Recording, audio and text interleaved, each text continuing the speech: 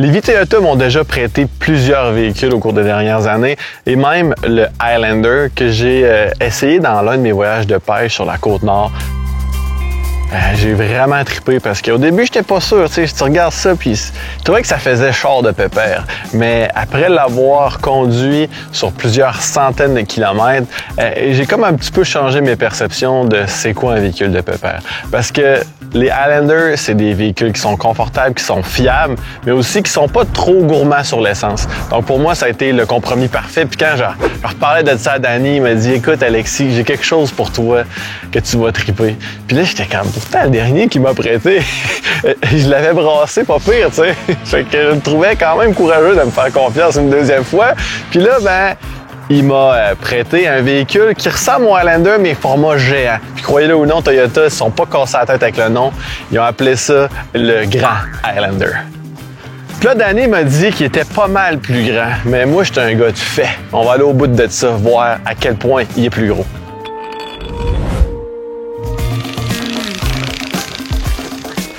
201 pouces de long. Ça, si mes calculs sont bons, c'est 6 pouces de plus que le Highlander. 3 pouces plus haut, puis 2 pouces plus large. Maintenant, on va calculer le volume cargo.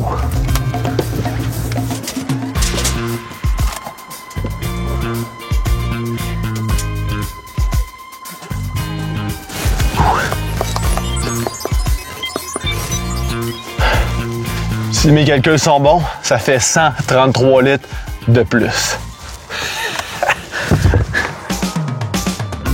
Bon, au moins là, on en a le cœur net. Il est pas mal plus gros, autant dehors qu'en dedans. En même temps, ça aurait été bizarre qu'il soit plus large de dehors puis pas plus grand en dedans. En tout cas, on le sait à cette heure. Hey, regarde-moi ça, toi. Toutes les bancs en cuir, même en arrière. Puis on le contrôle de la ventilation, la température, avec les trappes. Écoute, hey, puis full equip, trop de soleil, c'est réglé. Les enfants peuvent plus chialer. Hein, j'ai chaud, j'ai froid, je veux charger mon iPad. Tout est là.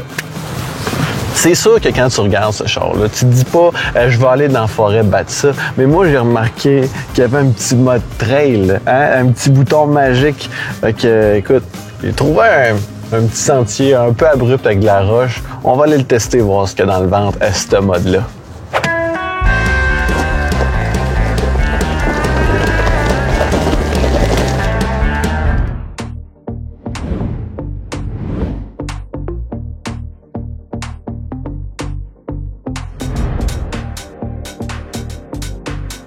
Avant même de commencer à conduire ce char-là, quand j'ai vu grand devant Highlander, je me suis dit oui, OK, grand Highlander, grande tank à gaz, puis ça va coûter cher. Puis avec la version hybride que j'ai en ce moment, on a une consommation d'essence de 7 litres au 100 combiné, donc ville puis grand route. Puis ça, ben, c'est moins que mon vieux Corolla, un de mes premiers chars que j'ai eu dans le temps. Puis je peux vous dire que je rentrais pas autant de monde puis de stock que j'ai la possibilité de le faire avec ce camion-là. Parce que oui, pour moi, c'est un gros camion.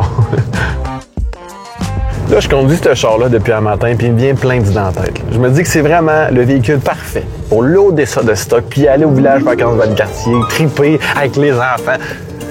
Mais je pense à ça, je n'ai pas d'enfants, puis le village vacances Valcartier, il est fermé. Fait que, écoute, si toi t'en as là, 1, 2, 3, 4, 5, 7 enfants, là, puis t'as le goût là, d'aller triper un week-end, ben, t'as tout ce qu'il faut avec ce char-là. Un des seuls inconvénients que moi je vois sur ce véhicule-là, c'est qu'il n'y en a pas beaucoup. C'est pas des perles rares, là, mais quasiment. Je sais que chez Lévis Toyota, ils vont en recevoir quelques-uns dans les prochains jours, prochaines semaines. Ça risque de partir assez vite. Mais sinon, stressez-vous pas avec ça.